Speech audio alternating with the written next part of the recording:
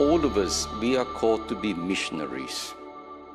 We are called to partake in the mission of Jesus, of course, in various ways, according to our charism, according to our calling.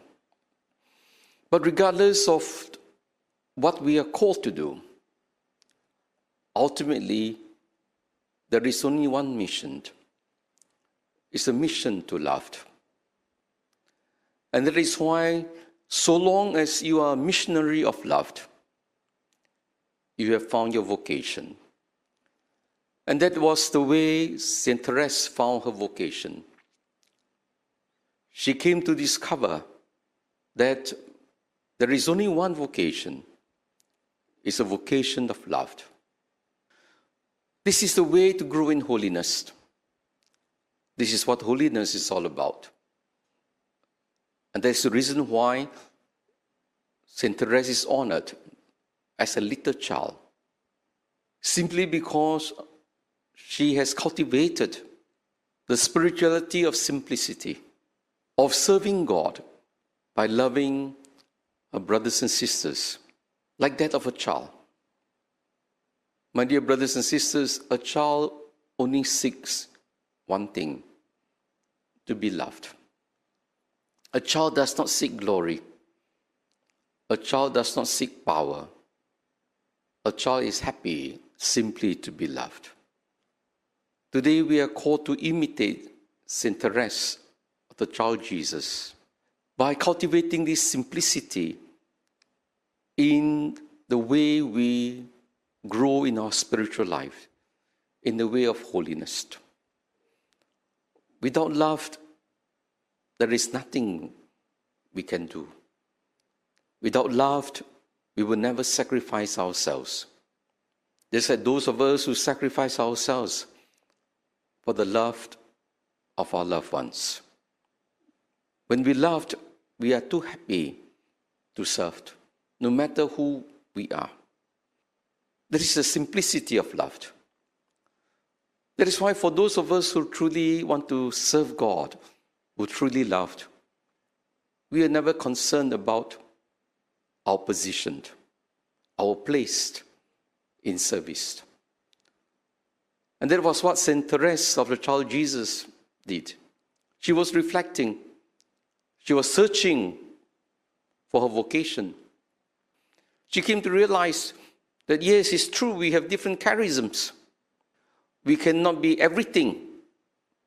That is why God has made us different, with different charisms, different gifts, different talents, so that together we can complement each other and together we can support each other. And this is very true everywhere in life. Those of us who are leaders, we should be humble enough to acknowledge, when you are successful, don't ever think that success is because of you. You're just one among the team members. If the people do not support you, if you don't have a good team, if you don't have people who are loyal to you, people who support your vision and your mission, one person alone cannot achieve the task. A leader is always grateful and acknowledges that every success is the work of many. Everyone is needed in the team. No one can say he is or she is insignificant or unimportant. And that's how St. Thérèse lived out her life. When she realized that she could not become a missionary, she realized that her only vocation, which is love. So what did she do? Actually, St. Thérèse did not do great things. She lived in the convent. She swept the floor. She cleaned the monastery. She cooked. She washed the clothes. And sometimes have conflict with the sisters as well. Some sister didn't like her because she said her work was sloppy or not up to the standard that they wanted. She was criticized. But the greatness of St. Thérèse was She surrendered her life to the Lord. Everything that she did was an act of love.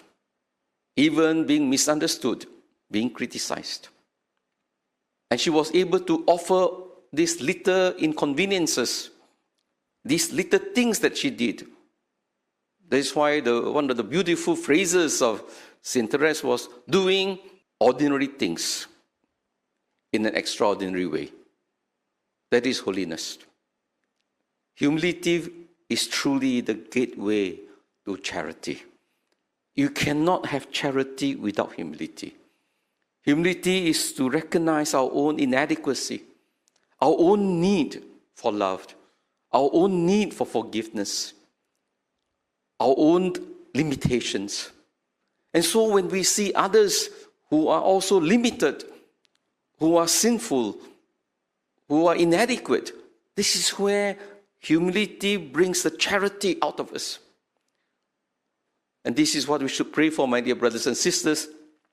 As we celebrate the feast of St Thérèse, let us pray for a greater humility, that childlikeness, so that charity will flow out from us.